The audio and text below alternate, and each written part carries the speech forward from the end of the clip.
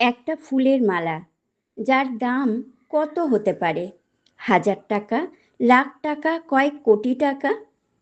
আপনি হয়তো অবাক হয়ে বলবেন, একটা ফুলের মালার দাম এত হয় নাকি? কিন্তু ভারতের স্বাধীনতার ইতিহাসে এমন একটা দিন আছে যেদিন একটি সাধারণ ফুলের মালা নিলামে উঠেছিল।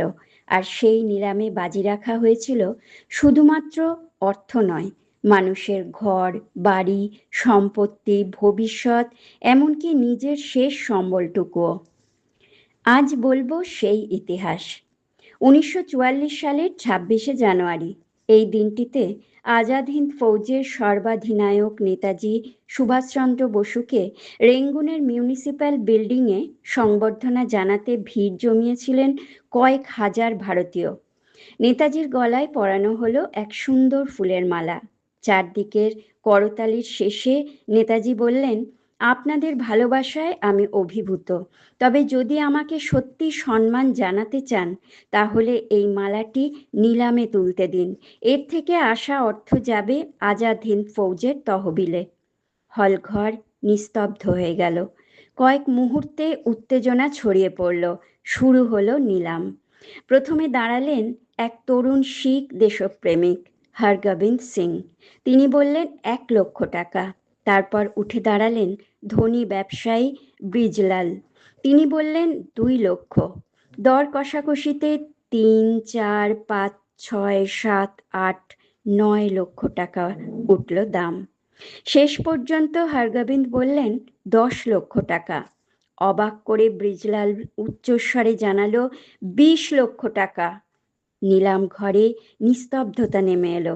হরগোবিন্দের কাছে ৮ টাকা ছিল না, কিন্তু যেখানে দেশপ্রেমের প্রশ্ন, সেখানে তিনি হার মানতেও রাজি ছিলেন না। তিনি জানালেন, আমার যথা সর্বস্ব আমি দেশের জন্য দান করছি। বসত বাড়ি, ২টো ট্রাক, সব তিনি আজাদ হিন্দ ফৌজকে দান করলেন। এই ঘোষণা শুনে উপস্থিত সকলেই আবেগে স্তব্ধ। ব্রিজলালও হাল ছাড়লেন না।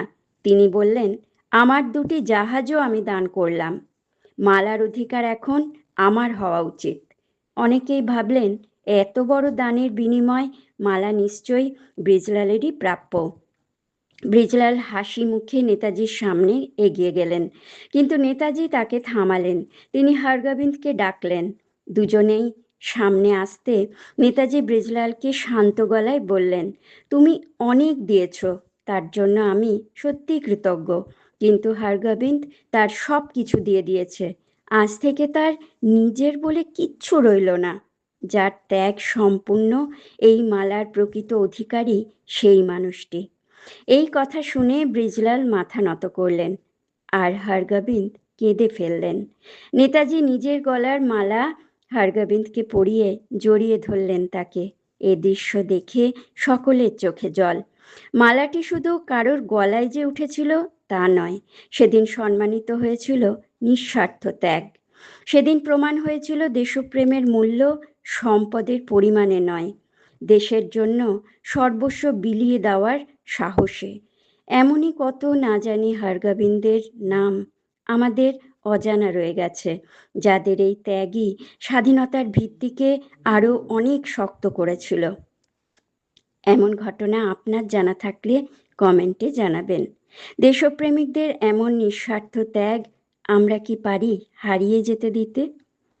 তাদের উদ্দেশ্যে জানাই সশ্রদ্ধ প্রণাম। জয় হিন্দ।